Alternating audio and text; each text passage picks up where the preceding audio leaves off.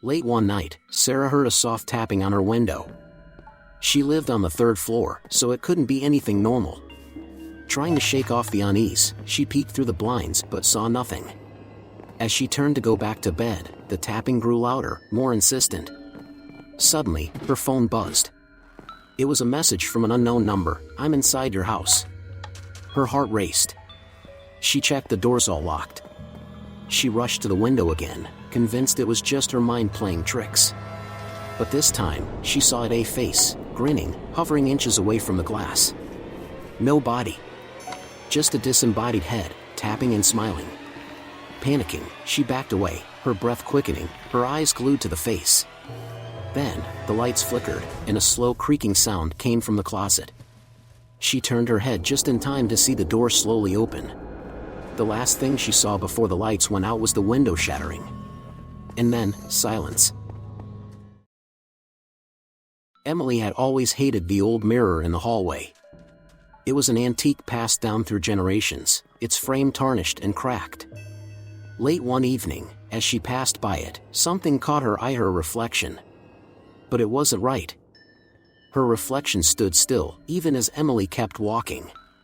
She froze, staring at the unmoving image of herself, which now stared back with a chilling smile she wasn't making.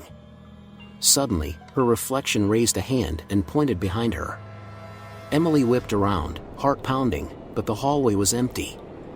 She turned back to the mirror, only to see her reflection, still smiling, now stepping closer, as if trying to break through the glass. With a sudden crack, a small fracture appeared. The reflection's hand pushed through, fingers reaching for her. Emily backed away, but it was too late. Her reflection lunged forward, and with a final, deafening shatter, everything went black. When the light returned, Emily was inside the mirror, watching helplessly as something wearing her face walked away. Every night at exactly 3:15 a.m., Daniel woke to the sound of footsteps pacing above him. It didn't make sense. He lived alone, and his apartment was on the top floor. At first, he thought it was just his mind playing tricks, but the pacing grew louder and more deliberate with each passing night. One night, he decided to investigate. Armed with a flashlight, he climbed into the attic, his breath fogging in the cold, stale air. The space was empty, just dust and forgotten boxes. He stood still, listening. Then, from the far corner, he heard it, slow, dragging footsteps moving toward him. "Hello," he called out, his voice trembling. The footsteps stopped. The silence was suffocating. He scanned the area with his flashlight, but saw nothing.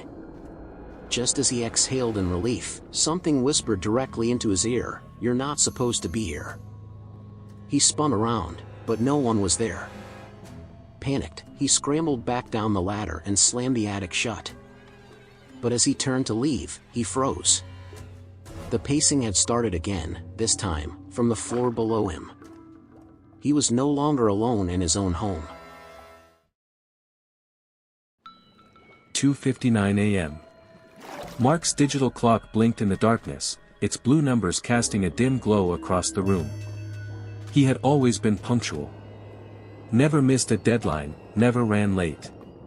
But that night, something felt off. His phone buzzed, a single notification. "You're 1 minute late." No sender. Just that. He blinked. "Late for what?" he muttered, checking the time again. 3 a.m. Then came a creak, slow, deliberate, from the hallway. He lived alone. Mark froze, listening. Tap, tap, tap. Soft footsteps. Getting closer. He grabbed his phone, tried to dial out, but it was dead. The clock still read 3 a.m. The footsteps stopped just outside his bedroom door. Then, a whisper.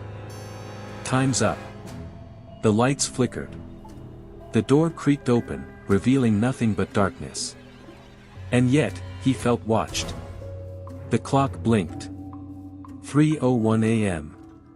Everything snapped back, phone lit up, lights steady. But Mark was gone. All that remained was the soft hum of the clock and the faint scent of something old. It was just after midnight when Lena stood in front of the bathroom mirror, brushing her teeth, the hum of her electric brush echoing in the still apartment. She'd always hated mirrors at night. Something about them felt wrong. When she leaned down to rinse, she noticed it. Her reflection didn't move. She froze. The real Lena slowly lifted her head, eyes locked on the unmoving version of herself in the mirror. The reflection just stared, wide-eyed, lips parted slightly, as if surprised to be caught. Then, it smiled. Lena backed away, heart pounding. The reflection stepped forward. But Lena hadn't moved. She ran. Down the hallway, flipping every light on, every switch a desperate click. Behind her, she heard glass shatter, the mirror. She barricaded her bedroom door, pressed her ear against it. Silence. Then a whisper. "You let me see you." The lights flickered. The door handle twisted. And from the hallway, in her own voice. "Now I get to be you." The lights went out. Only one Lena screamed. Jake got home late, dropped his keys, and collapsed on the couch. His phone buzzed, one new voicemail. Strange. No missed call. He played it. At first, just static. Then a whisper. "Don't go into the bedroom." Jake froze. He hadn't been in there yet. He lived alone. He stood, heart pounding, staring at the hallway. The door to the bedroom was slightly ajar, just a crack. He crept toward it. Another buzz. Another voicemail. "I said don't." Chills shot down his spine. He whipped around. No one there. The apartment was dead silent. He stepped back, but curiosity tugged harder than fear. Slowly, he pushed open the bedroom door. Nothing. Just his dark, empty room. Bed untouched. Closet closed. Window shut. Then, from behind him, the creak of the front door. He spun around.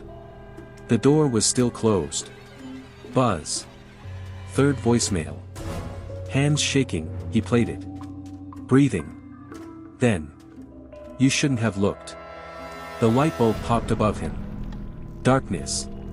Something moved in the closet. The phone slipped from his hand. The last thing he heard before the screen cut off was the faint click of a fourth voicemail arriving. Ellie was 7 when she first heard the voice. Every night, just as she turned off the lamp and pulled the covers up to her chin, it whispered from beneath her bed.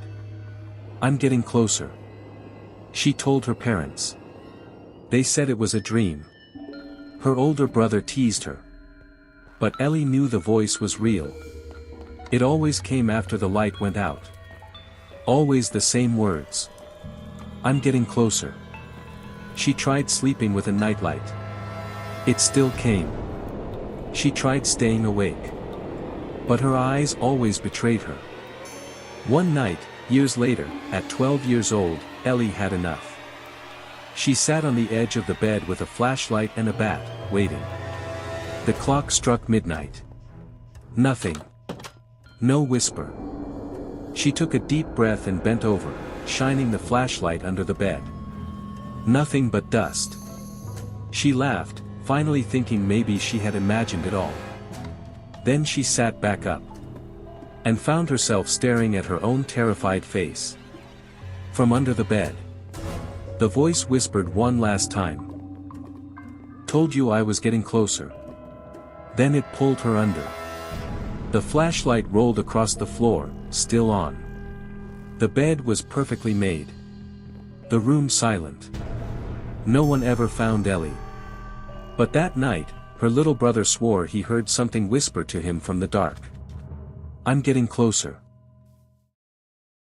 Dr. Ellis was finishing his overnight shift at the hospital when the call light blinked in room 616. He froze. Room 616 had been empty since the patient died there 3 nights ago, a man with no family, found frozen in a field, whispering nonsense before he passed. Curious and uneasy, Ellis walked down the quiet hallway. The light above 616 pulsed red. He pushed the door open. Empty. The bed was made. Lights off. No one inside. Then he noticed the monitor, beeping slowly, rhythmically. As if it were tracking a heartbeat. Impossible. It wasn't plugged in. He stepped closer. Suddenly, the monitor flatlined. A long, shrill beep pierced the silence. Then, breathing. Behind him. He turned fast. A man stood there, gray-skinned, frost clinging to his hospital gown, eyes milky and wide. The same patient. Dead 3 nights ago. He smiled. "You heard me," the man rasped. "Now I'm inside you." Ellis stumbled back, but his limbs felt heavy.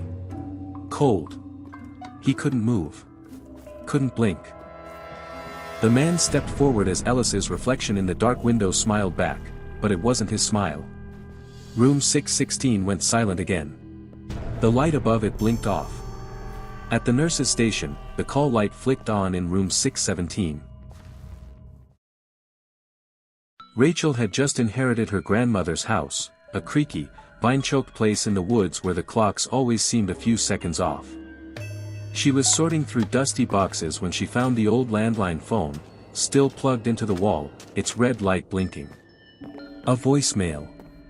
Strange. The phone had no dial tone. Probably disconnected years ago. Out of curiosity, she pressed play. "Hello?" came a voice, not her grandmother's, but her own. Breathing. A pause. Then, shakily. "If you hear this, don't go into the basement." Rachel froze. She hadn't recorded anything. Not ever. Another beep. Second message. Same voice. Hers. Closer, more frantic. "I didn't listen. It's waiting down there. It looks like me now." She backed away from the phone. The basement door creaked open on its own. Down the dark stairs, a light flicked on. Rachel's phone buzzed in her pocket. New voicemail. She played it. Her own voice again, trembling, whispering. "It's coming up the stairs." Behind her, the floorboards groaned. She turned, and stared into her own wide, smiling eyes. The phone dropped from her hand. Beep. One new message. Danny liked falling asleep with the TV on, low volume, late-night reruns, the comforting buzz of nonsense in the background. It made the apartment feel less empty. One night, the channel cut to static. He groaned, rolled over to grab the remote, then froze. There was a face in the static. Not a brief glitch. Not a shape his tired eyes invented. A pale, long face with black eyes, staring straight out of the screen. Danny sat up, heart pounding. The face didn't move. But it watched. Then the TV spoke, not with a show, not a commercial. Just one deep, rattling whisper. "I found you." The screen went black. Every light in the apartment flickered and died. Danny ran to the wall and unplugged the TV, breathing hard. Then, from the silence, came the static sound again. He turned. The screen was on. The face was closer. A whisper rasped from the speakers. "Now let me in." The screen cracked. Danny backed away toward the door, but it wouldn't open. Behind him, the TV sparked. And something began climbing out. The static spread across the walls like mold. The last thing Danny saw was a pale hand reaching for his face. Then, silence. When the neighbors found the apartment the next day, the only thing left on was the TV. And inside the static, a new face stared out.